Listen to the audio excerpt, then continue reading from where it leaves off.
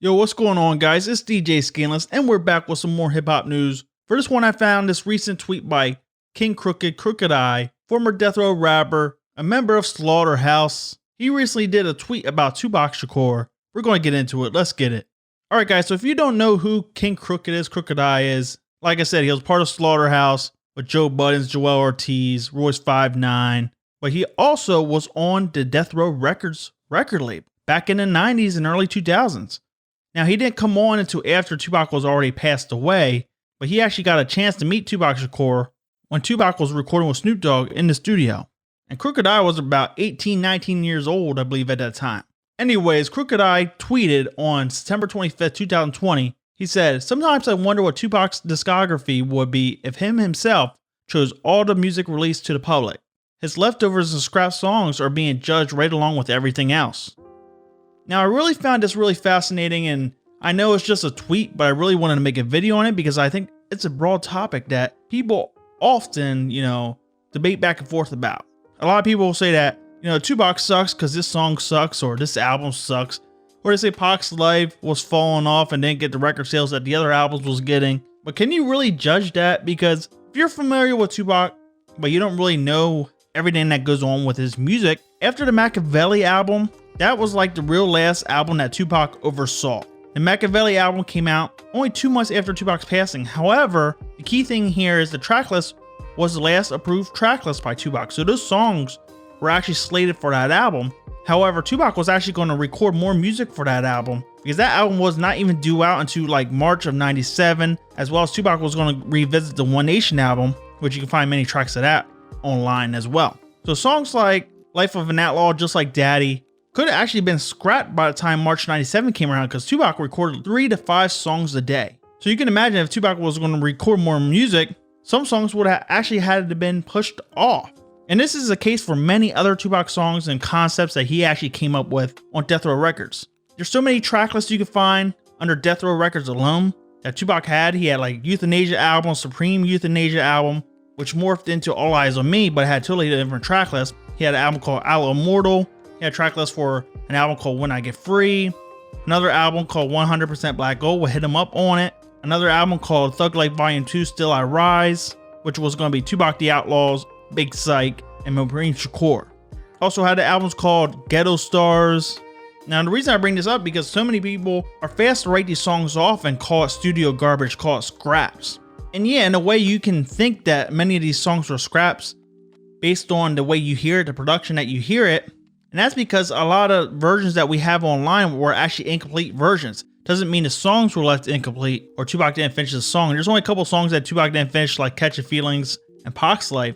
But vocally, every song is complete. The only thing that is not complete is the production. And that's because we may have an incomplete version. When people were making songs, back in the day when they would make songs, there's actually like different save points that they kind of had. That's the best way for me to describe it. So you have a version where maybe Tupac didn't put in his second layer, or he didn't put in his hook yet, or maybe the beat's incomplete, or the vocals are not mixed properly. Sometimes this is what happens, and this is how we get a version of a song like Soon As I Get Home on Pac's Life, which was actually a incomplete version. So a lot of songs that, have been leaking with Tupac since like 97, some of them are not the complete finalized versions that the engineers actually did. And more often than not, the engineers most likely didn't get all the time in the world to work on those songs as they did for All Eyes on Me and the Machiavelli album. So yeah, in that way, some songs are scraps, I guess you could say, or leftovers or incomplete. But I feel like many songs like get overlooked and they get labeled as studio garbage and as scraps, and I don't really think they are because Tupac is a very rare case. Tupac was at the stage where controversy in rap music was actually taking off. You had NWA dropping that Fuck the Police song that was out there, all that controversy. You had Tupac's Soldier Story being blown up in the news because someone shot a state trooper while listening to that record. So you had a lot of songs that Tupac was recording that he actually meant for his album, and the record label said, no, this is too harsh, this is too violent, we can't have this out there. You had Dan Quayle coming at Tupac, you had Dolores Tucker, you even have Bob Dole mentioning Tupac. A lot of these politicians did not like this type of content that Tupac was putting in his records, so the record labels had to buckle down and say, we can't put this out there. So Tupac's actually follow-up album to Tupacless Now was rejected by Time Warner, by the record label. And Tupac had a totally different track list than what you see on the Strictly album in 93. You find many albums that he was working on in 92, Point the Finger, another one called Representin', and the version that we all know, Troublesome 21. And a lot of these had unreleased songs that the record label actually rejected. And some songs actually Tupac got the chance to be able to move to his Strictly album. But yeah, songs like Mr. Troublesome, Still Don't Give a Fuck, 16 on Death Row, Let Them Things Go, Don't Call Me Bitch, Ghetto Gospel, What Goes On, Brothers in the Pen, The Hellraiser, a totally different version than what you hear on the Are You Still Down album. This is a totally different song. Another song called Holler If You Hear Me, which is a totally different beat and totally different lyrics than what you hear on the Strictly album. All these songs were rejected because they had cop references in it. So I wouldn't consider those scraps or leftovers. Those were rejected. The same thing happened with Thug Life. The Thug Life album was rejected 3 or 4 times. So you have songs like Face Shootouts, another song called Thug Life, I'm Getting Money, another song called Mr. Middle Finger, another called Animosity, House of Pain. All these songs were rejected at some point in time for the Thug Life album. It just wasn't Tupac saying this song's not good enough. Now on Death Row, Tupac had less restrictions with the record label because Suge would allow him to put out whatever he wanted. And that's what Tupac loved. He loved that freedom.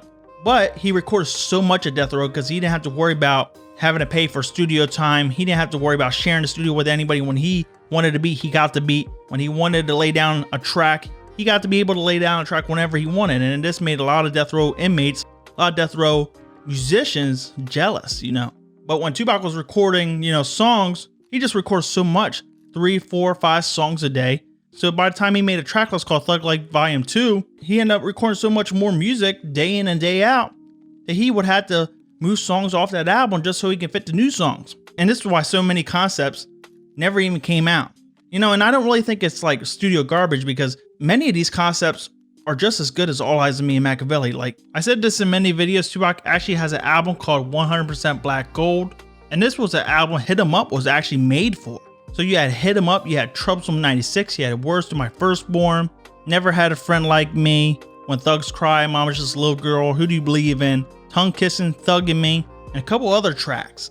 And that album just sounds dope. If you know the original versions, you would know like that album is mostly flawless and you can stack that up to an album such as Machiavelli. And this is the same case when you look at the unreleased Death Row album that Tupac was working on in 95 called Thug Life Volume 2. Tupac had tracks like Play Your Cards Right, Still Ballin', Fade Me, Teardrops Closed Caskets, Letter to the President, Secrets of War, the Hit 'Em Up original version, which is a totally different track, Grab the Mic, which is unreleased, Where You Been, another unreleased song. And this album would have been pretty dope too. But anyways, guys, I just wanted to talk about this because I know many people judge Tupac based on his actual albums that came out after his passing. And like I said, I just want to say that I don't feel like all these songs were scrap songs. Many songs were rejected by the label.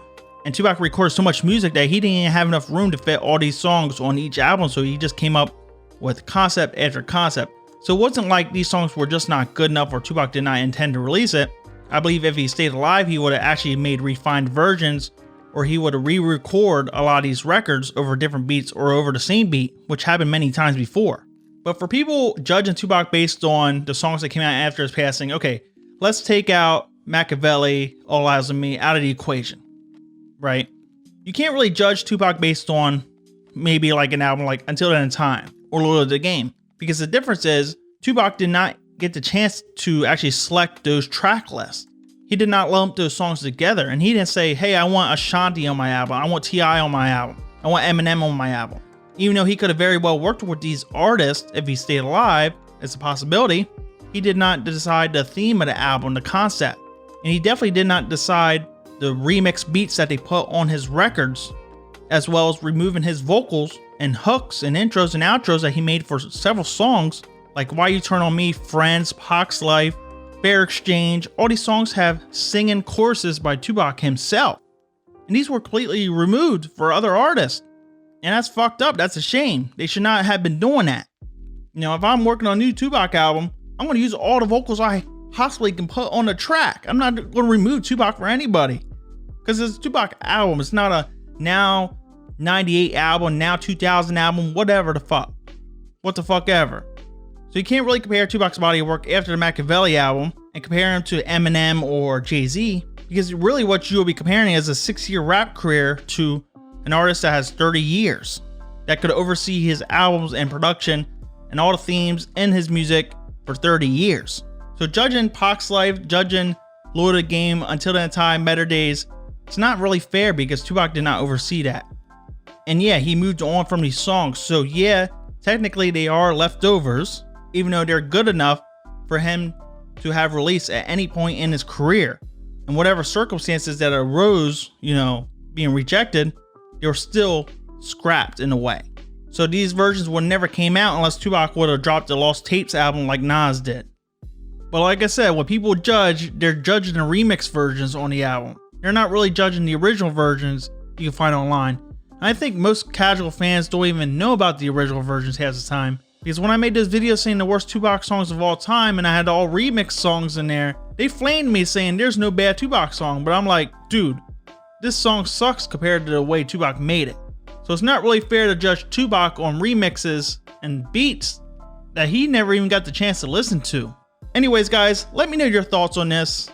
Let me know what's your favorite Tupac album after his passing, your favorite song after his passing.